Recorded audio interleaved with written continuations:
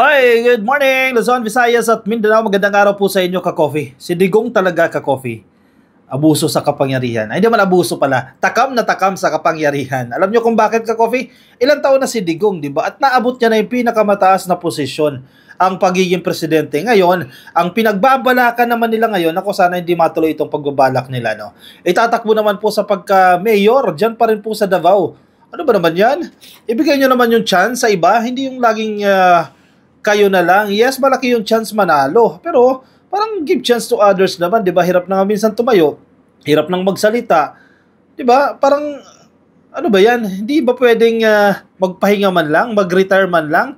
Dahil ngayon sinasabi naman ni Panelo, ang suggestion niya kay Digong, kasi 'di ba ang options niya maging senador, kasi kung tumakbo sa pagka-senador 'yan, sure win 'yan. At pagiging mayor naman ng Davao City. So ang suggestion nila, mag-mayor na lang ng Davao kasi si Baste most probably hindi na siya tatakbo sa pagka-mayor dahil nga baka nga ito ay yung tumakbo sa pagka-senador. Ano ba 'yan? 'Di ba? Bakit kayo-kayo na lang? Magbigay naman kayo ng chance sa iba. Yes, may potential, malaki yung chance niyo na manalo, pero give chance to others. Tingnan niyo naman yung iba kung paano mamuno. Baka naman iba naman, 'di ba? Iba yung mangyari pag ibang tao naman ang umupo dyan sa Davao. Ayan o, nasa balita yan ng politico.com. O, ngayong araw lang po yan. Excuse me. Hindi interesado sa Senado. Si Digong ha. Rody Duterte urged to run for Davao Mayor in 2025. Sara's VP in 2028. Diyos mio, Marimar, ka-coffee. Ilang taon na si Digong? 90 plus na. If ever dumating yung punto na yan, pagpahingahin nyo naman, ka-coffee. Tama na yan. Yes, may followers.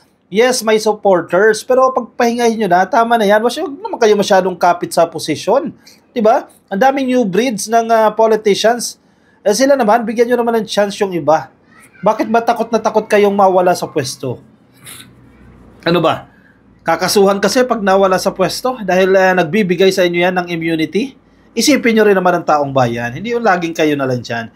Former President Rodrigo Duterte might stage a comeback in his bailiwick Davao City instead of running for senator in 2025 despite faring well in voter preference surveys. Yes, totoo yan. Mataas talaga siya sa survey, no? Number 1 si Tulfo, pangalawa ito si Duterte. Pero hindi yan lagi ang konsiderasyon mo. Isipin mo rin yung taong bayan. Kasi baka hindi na kaya ng kalusugan mo. 'Di ba? Hindi na kaya ng health mo, makapagtrabaho ka ng maayos. Paano mo mapagsisilbihan ng maayos ang iyong mga constituents? Ano to? For the sake of power lang? Para meron ka lang kapangyarihan? Kaya tatakbo ka sa posisyon? Unfair yan sa iyong mga constituents. Unfair yan sa iyong mga residente. So give that position sa mas qualified, mas healthy, na kaya niyang i-handle yung lugar na yan. Parang tulong mo na lang din yan sa mga kababayan mo. Kasi kung tanong kung mananalo siya at mananalo siya, walang question dyan, mananalo yan, ka-coffee. Mananalo si Digong kung tumakbo siya sa pagka-mayor sa Davao. Mananalo siya kung tumakbo siya sa pagka-senador. But, is he the best option? Diba?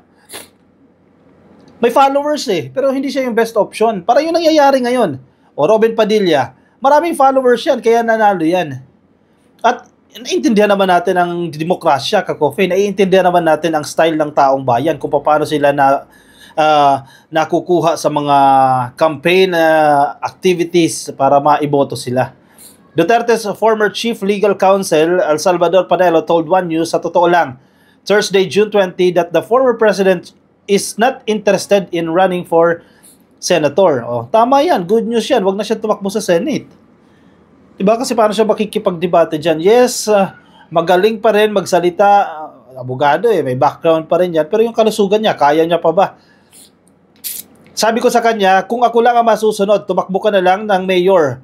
Kung ayaw na ni Baste, Panelo said, referring to Sebastian Duterte, the former president's son and Davao City's incumbent mayor. Alam niyo kung bakit? Kasi di ba tunog na yan, maingay na yan na si Baste hindi natatakbo sa pagka-mayor kasi nga baka Senate nga yung iai niya. And then lumutang yung pangalan ni Nograles, ng mga Nograles dyan, Nigs Nograles dyan sa Davao City, natatakbo daw po sa pagka-alkalde. So worried sila, kasi medyo nasisira din ang pangalan ng mga Duterte. So worried sila na baka maagaw sa kanila itong Davao City. Kaya kinakailangan nila ng papalit doon kay Baste Duterte. Si Pulong hindi naman, di ba? Nagsabi niya na hindi siya tatakbo. Pero anyway, magbabago naman yan once na mag-start na ng filing ng candidacy. No, takot sila na maagaw yan. Kasi kung kayo basta sino, susunod doon, si Kitty Duterte, hindi naman interested sa politics si Kitty. Si Mama Vincenia, hindi rin naman interested sa politics. So, ang mga options mo dyan, si Tatay Digong, na kahit naging presidente na, pipilitin niyo rin tumakbo sa pagka-mayor. Si Sara Duterte, sabi ni Sara Duterte, tatakbo siya sa 2025. Ano naman tatakbuhan niya? Senador? Yung vice-presidente na siya eh. Baka local positions nga raw yung tatakbuhan nito. O baka mayor, ka-coffee ng Davao City. Ewan ko, hindi naman pwede yan unless mag-resign siya as the vice president. Tumakbo kang mayor and then pagdating ng 2028, mag-resign ka. O, tumakbo kang vice-presidente ni Inday Sara kasi kailangan talaga makabalik ni Presidente Duterte, he added. O, tinan mo ha, si Panelo mismo ang umaamin. Kailangan makabalik ni Presidente Duterte. Bakit? Nawalan siya ng immunity, ka-coffee. Kaya siya inaapi ngayon ng kung sino man yan ng international community, o actually hindi inaapi, sinisingil ng international community ng ilang mga mababatas. Dahil wala siyang immunity, wala siyang kapangyarihan, wala siya sa posisyon. So yun ang nakikita nilang solusyon. Selfish ito, ka-coffee ha. Yun ang nakikita nilang solusyon para mailigtas itong si Digong. O, si Panelo mismo nagsasabi. Basahin ko itong sinasabi ni Panelo. Tumakbo kang vice-presidente ni Inday Sara kasi kailangan talaga makabalik ni Presidente Duterte. Kahit na anong mangyari, kailangan makapwesto ulit si Digong. Para meron siyang kapangyarihan. Kasi yun ang hinahabol nila eh. Sorry, pasensya na. Sinisipon ako eh. Yun ang hinahabol nila, ang posisyon. Kasi kung wala silang posisyon, yan, magtutuloy-tuloy yan yung pagbagsak ni Digong. Vice President Sara is seen as one of the strongest possible presidential contenders for 2028 polls. She recently resigned from her cabinet position. As of the moment, yes, front runner pa rin po itong si Sara Duterte sa presidente pagsapit po ng 2028 at sumusunod dyan si Senator Raffy Tulfo at minsan at uungusan din siya, nagkakapalit din sila ng posisyon dyan. Pagdating po sa vice-presidente, wala pa rin pong pangalan na lumulutang. At isa nga sa ito, pinapalutang nila pangalan, si Tatay Digong. Imagine nyo ha, with his old age, sa tingin nyo, kaya pa maka-attend sa mga political engagements ni Tatay Digong, the best president ever. Diba? You have to consider that also, yung kanyang kalusugan. Kasi kawawa naman yung taong bayan kung hindi niya mapagsisilbihan niya ng mainam. Various pollsters showed Duterte among the top 5 possible senatorial candidates who would win in the 2025 elections. Wala nang question dyan. Sure win yan kung tatakbo nga. Pero nasa sa inyo na lang yan. Kayo na mismo ang magdesisyon dyan. Kumbaga, tulong nyo na lang yan sa taong bayan. Pagpahingahin nyo na yung matanda. Tama na yan. Naging presidente na siya, highest position of the land dito po sa Republika ng Pilipinas. Presidente na. So, tama na. Bigyan nyo naman ng opportunity ang ibang tao, ka-coffee. Bigyan nyo ng chance yung iba dyan. Si Sara Duterte daw, una-una niya nang sinabi na tatakbo rin daw siya sa 2025 elections. Ano ang tatakbuhan niya dyan? Senador o mayor? Most likely, magiging mayor yan. Pero hindi natin alam kung ano talagang nasa isip dito ni Sara Duterte. Kasi kung tatakbo siya sa pagka-mayor, again, tulad ng sinasabi ko kanina, she has to resign from the office of the vice president, di ba?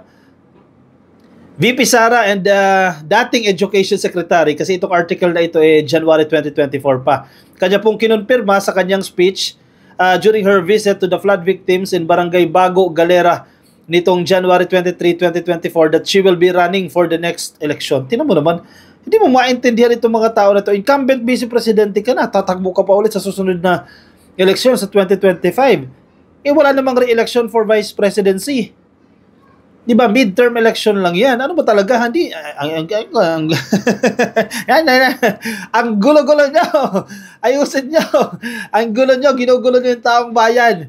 In a Facebook Live of Annie Rimonde Baclayon, Duterte said that she heard her brothers, Davao City Mayor Sebastian Baste Duterte and 1st District Representative Paulo Pulong Duterte will not be running in the next election. Si Baste, hindi tatakbo. Si Pulong, hindi tatakbo. O sino pa? Siya na lang ang naiwan o kahit vice-presidente siya, tatakbo siya sa pagka-mayor para wag maagaw yung Davao City sa mga Duterte. Pero kung nagkaroon ng change of plans, dahil si Digong willing nang tumakbo sa pagka-mayor, if ever, o sige, mananatili.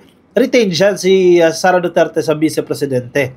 Ang problema, sa tingin ko, ang nasa isip ng kampo ni Tatay Digong, the best president ever, hindi ganoon ka-powerful ngayon si Sara Duterte.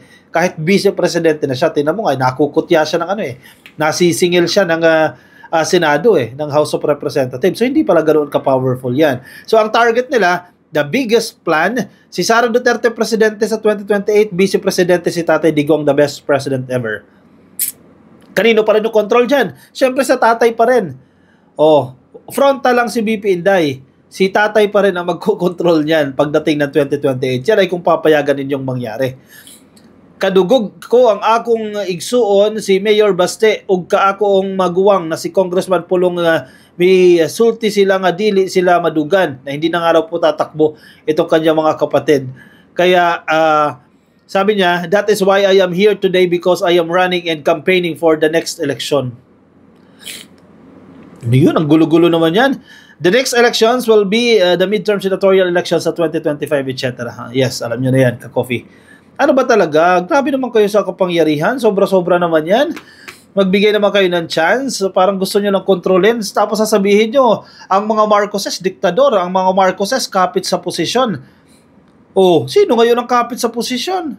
Ayaw mawala ng kapangyarihan sa politika. And even si Panelo, umaamin na siya na kailangan makabalik ni Digong kasi kailangan niya dyan ng proteksyon.